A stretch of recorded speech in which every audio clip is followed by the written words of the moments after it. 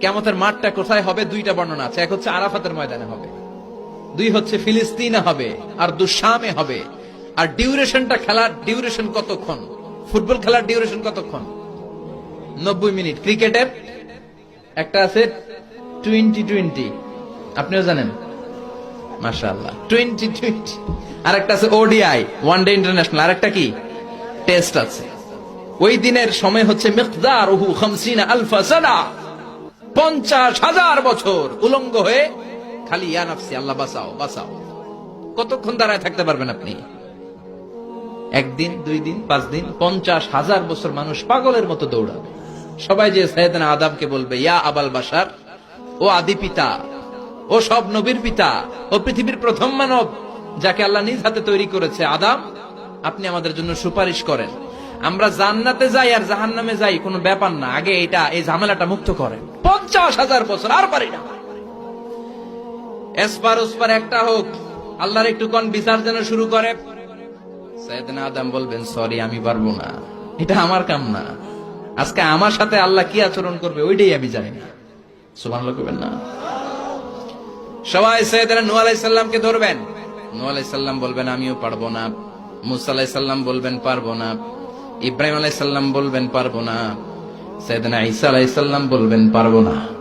তবে ঈসা নবী বলবেন, এত জায়গায় দৌড়ে লাভ নাই, জায়গা মতো যাও। কি মতো? আরো জোরে, জায়গা মতো যাও। সবাই বলবে, কোন জায়গায়? সাইয়েদনা ঈসা আলাইহিস সালাম বলবেন, আজকের এই কঠিন দিনে কেউ আল্লাহর সাথে দাঁড়িয়ে টু শব্দ করার মতো ক্ষমতা রাখে না, একজন ছাড়া। ওনার নাম মুহাম্মাদুর রাসূলুল্লাহ সাল্লাল্লাহু আলাইহি ওয়াসাল্লাম। বিশ্বনবী তখন মাকামে মাহমুদের সিজদায় পড়ে থাকবে। সব মানুষের জিকির ইয়া নাফসি। সবাই বলেন, সবার জিকির কি? নবীরাও বলবে ইয়া নাফসি। নবীরাও উম্মতরে চিনে না, উম্মত নবীরে চিনে না। সবার জিকির কি? সবাই কোন? সবার মুখে একটাই জিকির, ইয়া নাফসি। বিশ্বনবী 50,000 বছর মাকামে মাহমুদের সিজদায় পড়ে ওই জিকির করবেন না যেটা সবার জিকির। উনি ওনার জিকির করবেন। ওনার জিকির হলো ইয়া উম্মতি, ইয়া উম্মতি রব্বি হাবলি উম্মতি। হে আল্লাহ, আমার উম্মতকে বাঁচান, আমার গুনাহগার উম্মতকে আপনি মাফ করে দেন।